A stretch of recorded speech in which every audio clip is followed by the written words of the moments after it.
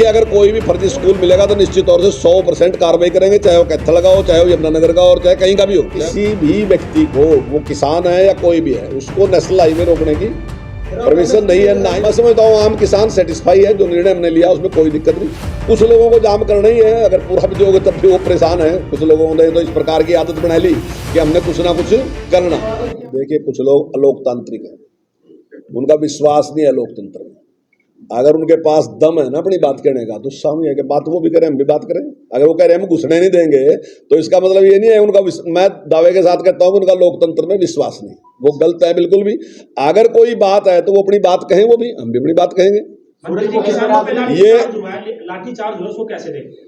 देखिए, किसानों के ऊपर जो लाठीचार्ज है उसके बारे में मेरा मानना है कि किसी भी व्यक्ति को, वो किसान है या कोई भी है, उसको नेशनल हाईवे रोकने की परमिशन नहीं है। ना ही तो किसी को भी नेशनल हाईवे रोकना नहीं चाहिए। नेशनल हाईवे आपने रोक दिया तो जो लोग उसके ऊपर चल रहे हैं, तो उनका कोई इससे संबंध नहीं है, लेने देने से, इस बात से ना उसका एमएसपी से कोई संबंध है ना कुछ है।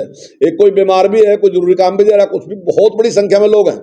अगर दोनों साइड से 50-50 किलोमीटर तक के जाम लग गए इतनी देर में, मतलब 50 से भी ज्यादा किलोमीटर का जाम लग गया। 50 तो मैं इसलिए कह रहा कि 50 में बहुत ज्यादा हो, जाम तो 50 से भी ज्यादा का था, वो जाम लग गया। 7 घंटे तक उन्होंने जाम रखा। तो मैं समझता हूँ बिल्कुल गलत है, और सरकार की जिम्मेदारी है कि उस जाम को खुलवाना। हमने बातचीत की, नहीं खोला तो थोड़ा बहुत उसके लिए बल प्रयोग करना ही पड़ता है, क्या करें, लेकिन उसको ठीक चलाना। आप दूसरा पूछ रहे थे सूरजमुखी का एमएसपी, आप, मैं बता रहा हूँ सूरजमुखी की एमएसपी की बात ही आप भाई साहब ने कही कि भाई आप एमएसपी नहीं दे रहे, इसलिए वो वहां लोग बैठे। मैं समझता हूँ आम किसान सेटिस्फाई है, जो निर्णय हमने लिया उसमें कोई दिक्कत नहीं। कुछ लोगों को जाम करना ही है, अगर पूरा भी दोगे तब भी वो परेशान है। कुछ लोगों ने तो इस प्रकार की आदत बना ली कि हमने कुछ ना कुछ करना।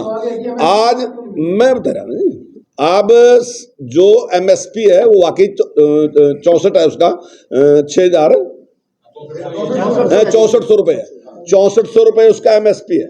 लेकिन हमारी सरकार ने निर्णय लिया, क्योंकि इस टाइम जो सूरजमुखी है वो बहुत डाउन आएगी, मार्केट में बहुत डाउन आएगी, डाउन आने की वजह से। लेकिन हमने फिर भी निर्णय लिया कि हम 4800 रुपये उसको खरीदेंगे। उसका रेट 4200 है, लेकिन हमने एफेड को कहा कि एफेड उसको 4800 रुपये खरीदेगा, और हमने उसका शुरू किया।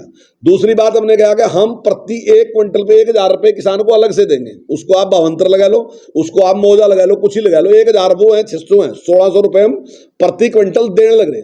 और उससे मारानुमान एक और भी है कि जब इतना बड़ा एक प्लेयर जो है वो मार्केट में आएगा ना जी, तो स्वाभाविक है कि भाव भी उठेंगे। अगर मान लो इतना बड़ा खरीदार रहा तो निश्चित तौर से भाव भी उठेंगे।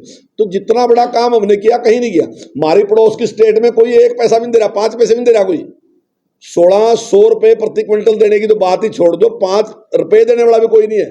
तो ऐसी स्थिति में, लेकिन जिस प्रकार का निर्णय हमारी सरकार ने लिया वो काबिल तारीफ है। और मैं समझता हूँ अगर आम किसान से आप बात करोगे, 5 दिन में 4 दिन में जाकर बात करोगे, आम किसान सेटिस्फाई है। लेकिन कुछ लोग हैं वो परमानेंट अनसेटिस्फाई। निजी स्कूल दोनों हाथों से अभिभावकों को लूट रहे हैं, मन मर्जी की किताबें लगवाते हैं, मन मर्जी की फीसें वसूल करते हैं। आज तक सरकार इस पर अंकुश नहीं लगा पाई। देखिए, काफी चीज हमने की है, जैसे हमने कहा कि एनसीईआरटी की बुक से आप ले सकते हैं, तो वही हमने उस पर कर रखा। अगर कोई शिकायत करता था कार्रवाई करते हैं।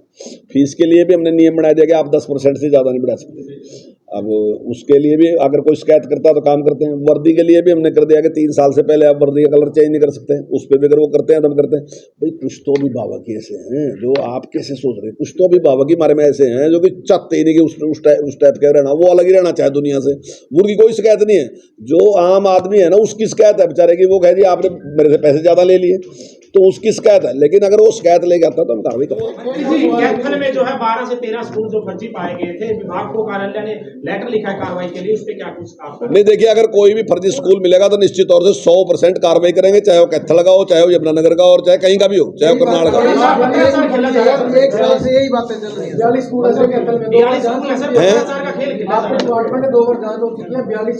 नहीं, देखिए, मैं बताता हूँ, वो फर्जी नहीं है स्कूल। मेरा ख्याल शायद उन्हीं की बात करते हो जिसको डीओ ने मान्यता दे दी थी। और हैं, हाँ बिल्कुल, डीओ ने मान्यता दी थी। वो फर्जी नहीं है स्कूल। वो उस टाइम एक अधिकार दिया था डीओ को कि आप मान्यता दे सकते हैं, तो उसने मान्यता दी थी, सारा नियम अनुसार है। वो अगर वही केस है तो नहीं, देखिए, जो थी ना, एक बात आई थी मेरे सामने, जो बात आई मैं सारी उसका नहीं, तो उसमें ये था कि डीओ को एक टाइम में राइट दिया गया कि आप मान्यता दे सकते हैं उन स्कूलों को। उन में अगर फर्जी साइन है तो फिर तो कार्रवाई होगी 100%। लेकिन अगर उसको अधिकार दिया तो उसने दी और उसके बाद वो केस हमारे पास है तो फिर हमने माना कि भाई पत्राचार खेला जा रहा है, कार्रवाई नहीं हुई है। 2 बार जांच हो चुकी है, सर्टिफिकेट उस लेवल पे नहीं, अगर डीओ के फर्जी साइन है तो आप आ जाओ, कार्रवाई कर देंगे क्या बात।